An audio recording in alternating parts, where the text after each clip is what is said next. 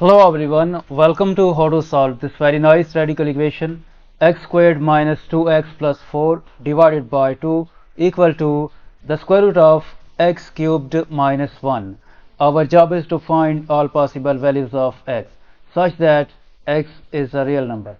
So let's start. For real solutions, this x cubed minus 1 x cubed minus 1 must be greater than or equal to 0. This implies that x must be greater than or equal to 1. Now this 1 is same as 1 cubed. So by using this algebraic identity, a cubed minus b cubed equal to a minus b times a squared plus a times b plus b squared.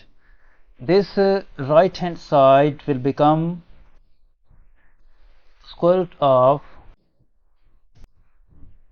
x minus 1 times x squared plus x plus 1.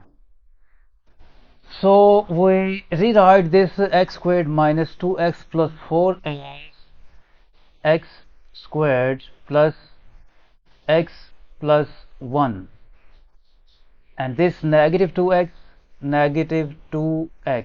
Since we have added x here, so we also subtract x, and this plus 4 plus 4. Since we have added 1 here, so we also subtract 1 from here, divided by 2. Now we simplify this numerator and multiply both sides by 2. Then this implies that x squared plus x plus 1, negative 2x and negative x will become negative 3x. 4 minus 1 will become plus 3 equal to 2 times this expression can be written as root x minus 1 times root x squared plus x plus 1.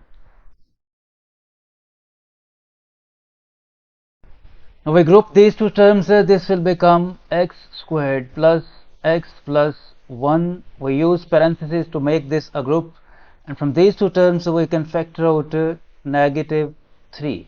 In bracket left x minus 1 equal to this right hand side remains same, 2 times root x minus 1 times root x squared plus x plus 1. Now we suppose that let a is equal to the square root of x minus 1 and b is equal to the square root of x squared plus x plus 1. If we take square of both sides of this equation, this implies that a squared equal to x minus 1, and this implies that b squared equal to x squared plus x plus 1. So this equation will become b squared minus 3 times a squared equal to 2ab. Move this 2ab to the left hand side. This will become b squared minus 3a squared minus 2ab equal to 0. Now we divide both sides of this equation by a squared. We divide each term by a squared. We also divide 0 by a squared. So this a squared and this a squared will be cancelled out. This b squared over a squared can be written as b over a whole squared, and this a will be cancelled out with this square, and this will become negative 2 times b over a, and this negative 3 equal to 0. Now we suppose that let b over a equal to t. So this equation will become t squared minus 2t minus 3 equal to 0. Now this is a quadratic equation and is factorable. We write this t squared and break this negative 2t into two terms, negative 3 times t plus t minus 3 equal to 0. From these two terms we can factor out t. In bracket left t minus 3. And from these two terms we can factor out plus 1 in bracket left t minus 3 equal to 0. As you can see, this expression t minus 3 is a common factor, so we factor out this t minus 3. And in bracket left t plus 1 equal to 0. Either this expression t minus 3 equal to 0 or this second factor t plus 1 equal to 0.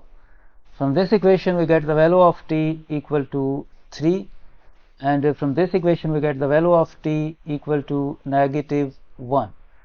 Now to find the values of x, recall that we have supposed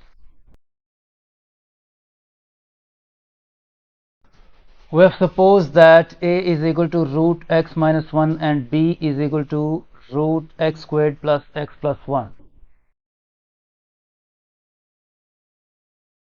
and b over a equal to t. We have supposed that b over a equal to t and a is equal to root x minus 1 and b is equal to root x squared plus x plus 1.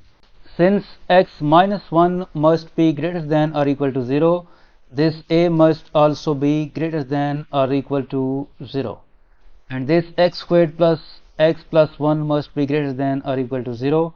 This b must also be greater than or equal to 0, and if a is greater than or equal to 0 and b is greater than or equal to 0, then this b over a must also be greater than or equal to 0, and this t must also be greater than or equal to 0. Since this value of t negative 1 is less than 0, this will be rejected, and we accept only this value of t is equal to 3, and b over a equal to t, this will become b over a equal to 3. If we square both sides, this will become b squared over a squared equal to 9. And if we square both sides of this equation, this implies that a squared equal to x minus 1. And if we square both sides of this equation, this implies that b squared equal to x squared plus x plus 1. So this will become x squared plus x plus 1 divided by x minus 1 equal to 9. If we multiply both sides by x minus 1, this implies that x squared plus x plus 1 equal to 9 times x minus 1.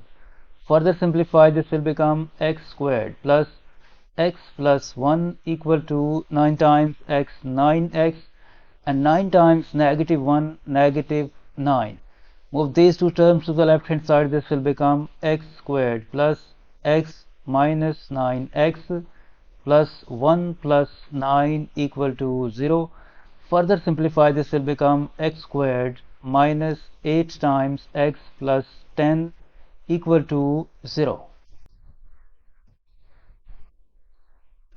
Now this is a quadratic equation and is not factorable, so we solve it by completing the square method. We can rewrite this equation as x squared. Negative 8x can be written as negative 2 times x times 4. To complete the square, we add here 4 squared, and we also subtract 4 squared 16 plus 10 equal to 0. By using this algebraic identity, a squared minus 2ab plus b squared equal to a minus b whole squared. This x squared minus 2 times x times 4 plus 4 squared will become x minus 4 whole squared, and negative 16 plus 10 will become negative 6 equal to 0. Move this negative 6 to the right hand side. This will become x minus 4 whole squared equal to 6, and we take square root of both sides. So this square will be cancelled out with this square root, and this will become x is equal to 4 plus minus root 6. Means that x1 equal to 4 plus root 6 and x2 equal to 4 minus root 6. Now we remove invalid solutions, if any, by using the domain of this equation. The domain is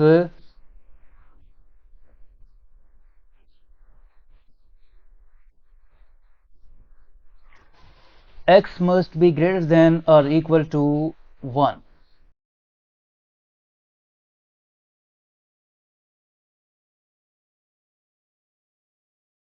The domain is x must be greater than or equal to 1.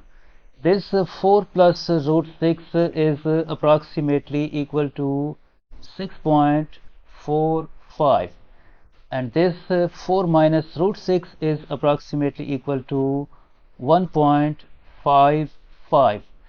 Both of these solutions are greater than 1, so both of these solutions are valid solutions.